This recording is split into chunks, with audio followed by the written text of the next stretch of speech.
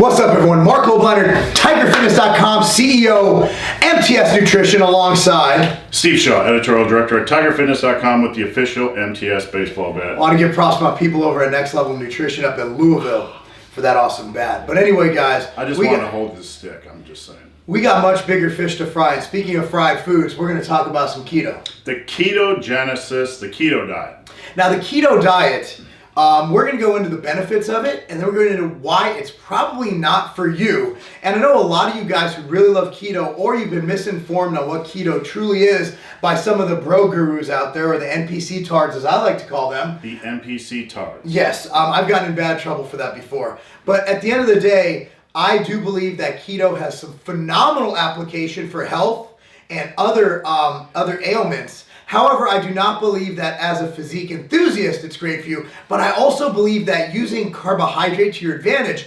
to point yourself in a better direction towards fat loss and lean mass gain is a great way to go. Now, Steve, now you've written so many pieces on the keto diet. You're working on one now. Yep. Mine's actually linked down below. I just wrote a new keto article. Is the keto diet right for you? You need to go there and check it out. Now, Steve, your thoughts, experiences, etc. with the keto diet. I mean, Mark, we both get tons of questions a week on this diet. So many that, yeah, it's one of those topics that you almost get tired of answering. Now, 99% of the people that are coming to us are after fat loss or building muscle. Yes. They don't generally come to us with health-related questions.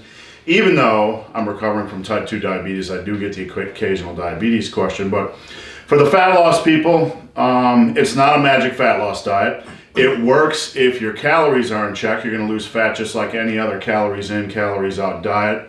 I don't think it's great for fat loss because it's not a sustainable diet. It's not a diet you're going to run for the rest of your life. It's actually, in my opinion, more difficult than running something like the Diet and the Drop Factor book, where your food choices are a little bit more flexible. Yeah. And for muscle building, it's just not a good muscle building diet. Now, I'm going to go into the benefits of the keto diet. And number one is that cancer. The research coming out of Florida, I believe South Florida, right. Where they're doing some phenomenal things. Basically, glucose. Cancer loves glucose. So what keto essentially does is starves cancer. I'm not making any claims that it's anti-cancer. I'm not selling a keto book, so I don't even know if I'd get in trouble for that claim. But at the end of the day, if you are looking at something that has tremendous data developing in treating or prolonging cancer's growth, right. Keto is phenomenal. When I first saw this data coming out by Dom out of Florida, I was actually told by my man Paul Revelia actually told me about this. Absolutely phenomenal results, phenomenal studies, and it's still developing, but keto does have a place in health. And along with number two would be type 2 diabetes, and any kind of diabetes is where you take your pancreas out of the equation, which is what, is actually releasing that insulin. Right. And usually it's a pancreatic issue when you get diabetes. Type 1's obviously more genetic, type 2's a lifestyle more so, which has genetic determinants as well, but that's another video. At the end of the day, I do believe it has tremendous applications towards diabetes. So, Mark, I guess the obvious question, and this is a question you might get in the comment section, is if you are looking at it for health, diabetes, or cancer, would a low-carb diet be an equal substitute, or is it you have to be in ketosis for it to have that impact? I believe that the reason ketosis works and a low-carb diet will make you feel like crap is your body switches over to something called ketones. Now, here's why a lot of you bro-tards or NPC tards are out there saying, oh, well, here's a keto diet, and then they have 8 ounces of lean meat per meal. Right. To get into ketosis, some people with extremely fast metabolism can do it on a higher protein diet, but for most people out there, I've found and I've heard and I've read in books, and it's about 70 to 80% of your diet has to be fat.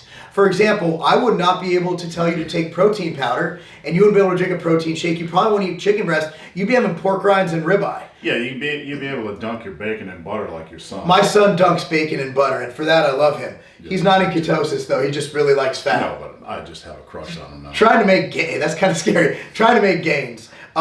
So I believe that the application for keto, if you're trying to get now, the ISSN, the International Society of Sport Nutrition, recommends a gram of protein per pound of body weight for hard training athletes. Now, if you're a hard training athlete, or if you're even a training athlete or someone looking to improve body composition, I do not believe if you're 70 to 80% fat in your diet, you'll be able to get enough protein in your diet, which in my opinion is detrimental to gains. So, I like to see at least 40 to 50% of your diet, depending on your total calories, for most metabolisms, being from protein. So for me, that would be at least 240 grams of protein. And you're around the same, I believe. Yeah, I try to hit at least 200 a day.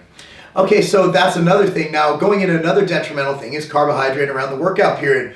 We have shown that ATP uses glucose. So to restore that glucose and restore that ATP and replete your glycogen in your body, a post-workout shake taken immediately post-workout has a 50% bigger benefit than taking it even 2 hours later. I like to see carbohydrate immediately post-workout. Now, if you're in ketosis, you drink that, it'll knock you out of ketosis. And then your body has to switch fuel sources. And as people know who've gone into ketosis, and I have done a keto diet, for the first 4 days of the diet, your body's determining what fuel source to use. Right. So you're literally going in and out of feeling good and bad, and I believe you'll feel like crap, and your body will not be using ketones for brain function. Ketones, your brain loves operating on fat. You will definitely feel a brain fog. When I came down with type 2 diabetes, I made a switch to low carb, and it was pretty close to keto. Maybe it was keto at the initial stages, but the brain fog you receive the first few days, your brain doesn't know what's going on, and you can still feel that lingering for a couple weeks afterwards.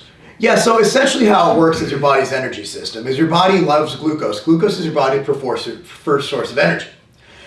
The second thing it does is it converts protein to glucose via a process called gluconeogenesis. If your body is absent of both of those, and if your body has a predominant source of energy from fat, your body takes that fat and converts it into ketones. And ketones then provide your body and mainly your brain with energy. Again, glucose gets used tremendously by the brain. So when you're out of glucose and your body can't convert the amino acid, it goes straight over to the fats, which is why ketosis is great for a lot of things. But if you're someone who's looking at building muscle, burning fat, and having improved body composition, Steve, I truly believe that the best way to diet would be controlling carbs. And both you and I do this. Right.